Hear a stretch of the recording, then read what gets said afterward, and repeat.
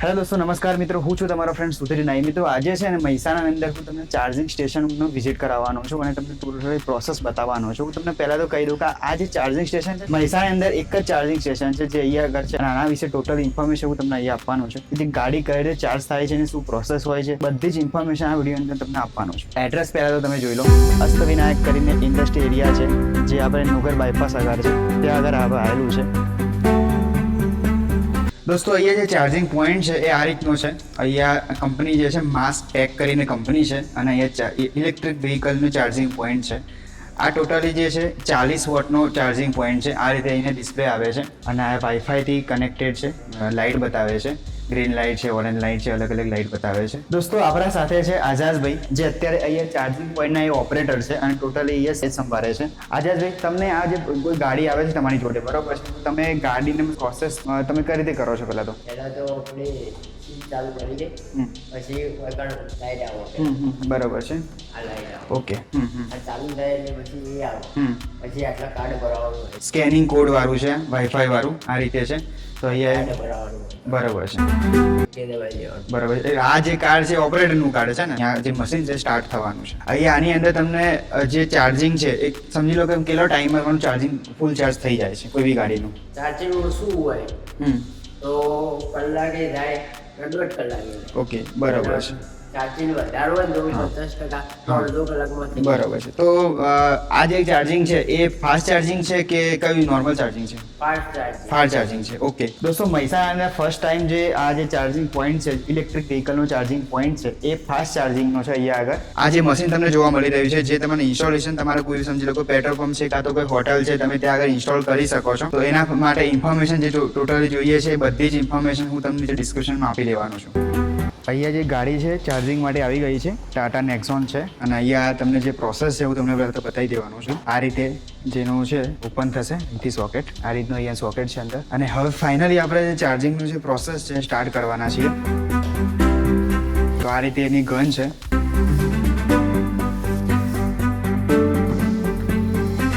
અને આ રીતે ફિટ થઈ જશે, બરાબર છે. અને અહીંથી જે પ્રોસેસ છે અહીંથી આપણા જે ભાઈ છે એ કરવાના છે. આ આઈ કાર્ડ છે જે એ વાઈફાઈથી કનેક્ટ રહેવાનું છે. ઓકે, આ રીતે ચાર્જિંગ છે સ્ટાર્ટ થવાનું છે. ઓકે, આ રીતે જે ચાર્જિંગ છે સ્ટાર્ટ થઈ ગયું છે. 75% ગાડીનું ચાર્જિંગ છે અત્યારે અવેલેબલ છે ગાડીમાં.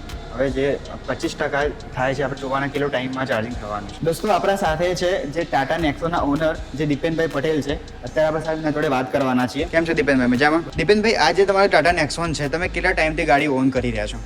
લગભગ અમારે 1.5 વર્ષ જેવું થઈ ગયું છે. 1.5 વર્ષ. બે નેક્સોન છે, એક 250 ની રેન્જ વાળી છે ઓકે. અને આ 430 ની રેન્જ વાળી છે. ઓકે. આમાં લગભગ 300 અરાઉન્ડ રેન્જ મળી જાય છે. 300 અરાઉન્ડ છે, બરાબર છે. સિટીમાં ચલાવીએ તો, સિટીમાં છે. હાઈવે પર જઈએ તો 350 ની રેન્જ મળી. તો દીપેનભાઈ, મને એ વસ્તુ બતાવો કે તમે આ ગાડી લીધી તો તમને એક્સપિરિયન્સ કેવો છે ગાડી ટાટા નેક્સોન? એક્સપિરિયન્સ બહુ સરસ છે.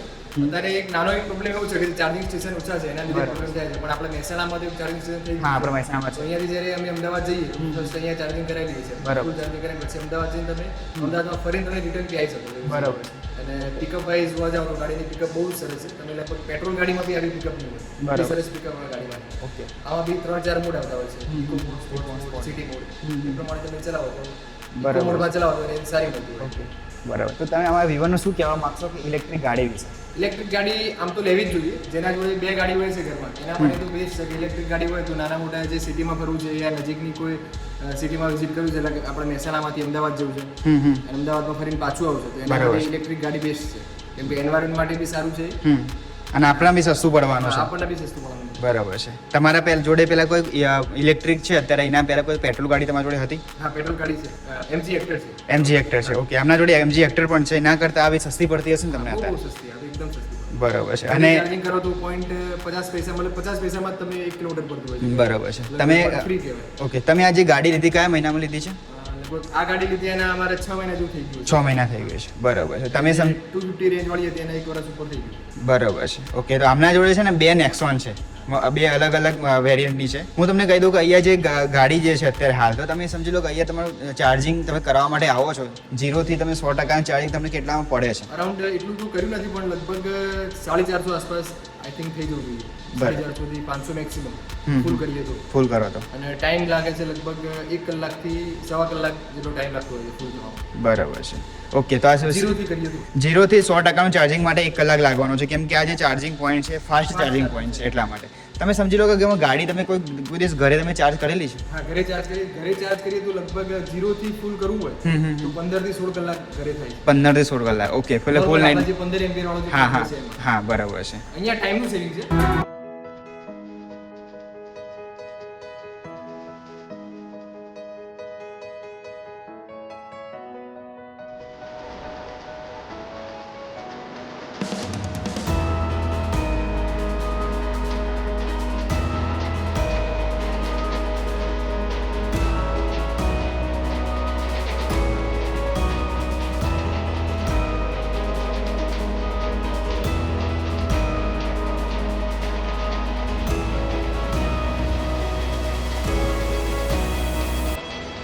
અહીંયા આગળ 83% ચાર્જિંગ શો થઈ રહ્યું છે અને 275 કિલોમીટરની રેન્જ આ ગાડી આપવાની છે 83% ચાર્જિંગની અંદર. અને અહીંયા જે 30 મિનિટની અંદર એટલે કે અડધો કલાકની અંદર તમારી ગાડી છે 100% ચાર્જિંગ થઈ જવાની છે. અત્યારે હાલ જુઓ તમને 84% ગાડી છે ચાર્જ થઈ રહી છે ફાસ્ટ ચાર્જિંગ સાથે. તો અહીંયા જે ચાર્જિંગ પોઈન્ટ ઉપર આવ્યા પછી આમને જે બિહેવિયર છે સ્ટાફનું અને અહીંયા આવ્યા પછી ચાર્જિંગ કરાયા પછી કેવું ફીલ થઈ રહ્યું છે એના વિશે આપણે માહિતી લઈએ. દીપેનભાઈ, તમે અહીંયા ચાર્જિંગ કરવા માટે આવો છો, બરોબર છે, તમને કેવું ફીલ થઈ રહ્યું છે? અહીંયા લગભગ હું 6 થી 7 મહિનાથી ચાર્જિંગ કરાવું છું. હમ. તો અહીંયાનું બેસ્ટ પોઈન્ટ મતલબ માર્કેટમાં ઘણા બધા ચાર્જિંગ સ્ટેશન બી છે. ઓકે. ટાટાના પોતાના બી છે અને બીજી બી ઘણી બધી કંપનીના છે. હમ. તો ત્યાં કેવી સિસ્ટમ છે આપણે જાતે કરવું પડતું હોય છે. હા તો હા. ઘણી વાર આપણે જેવી યંગ જનરેશનને ફાવતું હોય જાતે કરતા. પણ અહીંયા જ્યારે આપણે ફાધર કે મધર કે બીજું કોઈ ગાડી ચલાવતું હોય તો એમને ના ફાવે. ફાવવાની. તો અહીંયા આવીને એકદમ સિમ્પલ છે. અહીંયા જ્યારે ચાર્જિંગમાં આવી છે ગાડી મૂકી દેવાની તરત અહીંયા ભાઈ અવેલેબલ જ હોય છે. બરાબર એમને છે. ફોન કરીને બી તમે આવી શકો છો ભાઈ કોઈ છે કે નહીં. બરાબર એ ના છે. પાડે કે કોઈ નથી તો તમે આવી જાઓ તો તરત તમારું ચાર્જિંગ ચાલુ થતું હોય છે. બરાબર છે. ચાર્જિંગમાં ગાડી મૂક્યા પછી અહીંયા શાંતિથી બેસવાની બી વ્યવસ્થા છે. એમના જોડે અહીંયા નાનું પાર્લર બી છે. હમ. પાર્લરમાંથી તમે કંઈક સ્નેક્સ વગેરે લઈને તમે ટાઈમ મતલબ સ્પેન્ડ કરી શકો છો. સ્પેન્ડ કરી શકાય, બરાબર પ્લસ છે. જો તમારે કોઈ અર્જન્ટ ઓફિસનું એવું કામ હોય તો વાઈફાઈ બી એ લોકો ઓપ્શનલમાં પ્રોવાઈડ કરતા હોય છે. ઓકે, તો ઓલ ઓવર એક્સપિરિયન્સ અહીંયા બહુ સરસ હોય છે. બરાબર છે. દોસ્તો, તમને એવું કહી ગયું તમારા જોડે એવી જે ગાડી છે કાં તો તમે ફ્યુચરમાં ગાડી એવી લેવાના પ્લાનિંગ કરી રહ્યા છો, મહેસાણા છો, તો સ્પેશિયલ હું તમને કહેવા માંગીશ કે તમે બે ઝીઝક તમે ગાડી લઈ શકો છો અને અહીંયા જે મહેસાણાનું આ જે ચાર્જિંગ સ્ટેશન છે તમારી ગાડી તમે ફૂલ ચાર્જ કરી શકો છો. દોસ્તો, અહીંયા આગળ હું તમને બતાવી દઉં કે જે એક એપ્લિકેશન છે જેનું નામ છે પ્લગ શેર કરીને, અને અહીંયા જે છે તમને લોકેશન બતાવે છે નુગરની અંદર. અત્યારે હાલ આપણે જે જગ્યાએ ઊભા છીએ એનું લોકેશન અહીંયા બતાવી રહ્યું છે. આ જે એપ્લિકેશન છે તમારા જોડે એવી છે કે તમે આનો ઉપયોગ કરીને તમારા જે ચાર્જિંગ સ્ટેશન નિયર બાયમાં તમે સર્ચ કરી શકો છો. આની અંદર બધી જ કંપનીઓ અવેલેબલ રહેવાની છે. જે સમજી લો કે આ કોઈ બી કંપની છે, ટાટા છે, કોઈ બી કંપની છે, બધી જ કંપની અવેલેબલ રહેવાની છે. જે એવી સ્ટેશન છે તમે શોધી શકો છો. દોસ્તો, આજે આ રિવ્યૂ હોય તો તમને કેવું લાગી નીચે કોમેન્ટ કરીને તમારે બતાવવાનું રહેશે. જો ચેનલ પર તમે હજુ નવા છો તો ચેનલ સબસ્ક્રાઇબ કરવાની રહેશે. તમારા ફેમિલીમાં તમારા ફ્રેન્ડ સર્કલની વિડીયો તમારે શેર કરવાનું રહેશે જેથી કરીને એ લોકોને પણ આની ઇન્ફોર્મેશન મળતી રહેશે.